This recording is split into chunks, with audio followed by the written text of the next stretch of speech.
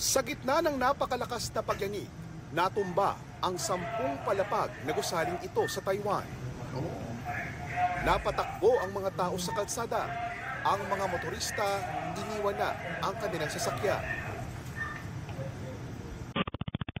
Sa kainang ito, nagkabasag-basag ang mga baso at pinggan.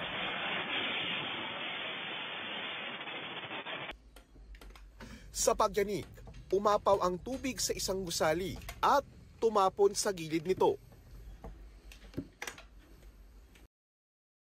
Nauga pati mga tulay at iba pang landmark sa Taoyuan. Sa isang isla, nagkanda hulog-hulog ang mga tipak na bato at lupa. May malalaking landslide din sa iba pang lugar. Inugarin ng pagyanig ang tulay na ito sa Taipei habang naroon ang ilang OFW sakay ng motorsiklo. Napahinto sila at iba pang motorista.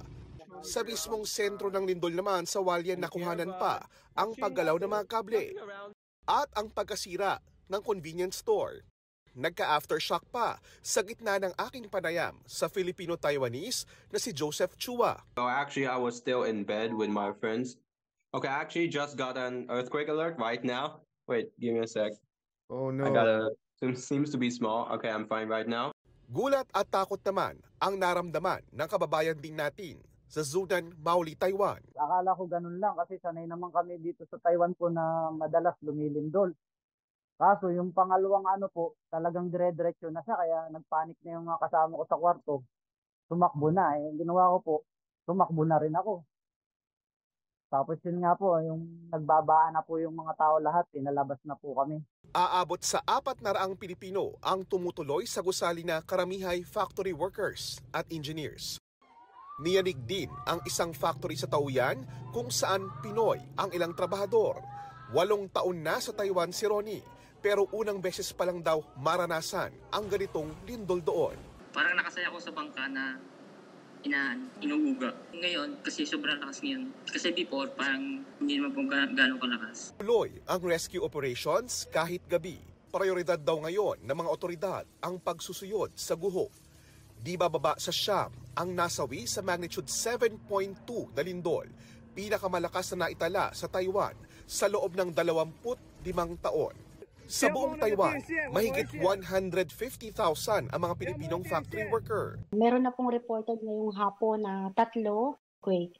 So, yun pong isa po dito ay sa Ilan, sa Ilan country. At yung 2 po dun sa Hualien, dun po sa may epicenter po. Nothing serious, ibig sabihin mga galos ito, sugat na bahagya lang, walang... Opo. Alright. Patuloy silang babantayan ng MECO at ng Migrant Workers Department at mananatiling bukas ang kanilang Taiwan Help Desk. Kasunod ng lindol sa Taiwan, nag-issue ng tsunami warning ang PHIVOLCS sa Pagudpud, Ilocos Norte na mahigit 500 kilometro lang ang layo sa Taiwan. Ibig sabihin, maaaring lumikha ang lindol sa Taiwan ng mga tsunami o malalakas na alon na pwedeng umabot doon kaninang umaga.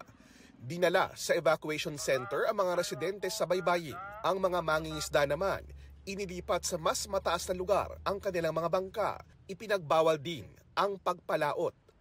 At nagkansela ng pasok ang ilang paaralan bilang pag-iingat. Binawi rin ng PHIVOLCS ang tsunami warning pasado 10:00 ng umaga matapos matiyak na hindi na mangyayari ang pinangangambahan. Dito sa may Pagudpud, may preemptive evacuation pero nakansel na nga. Nagkansela rin ng klase ang Apari, Cagayan.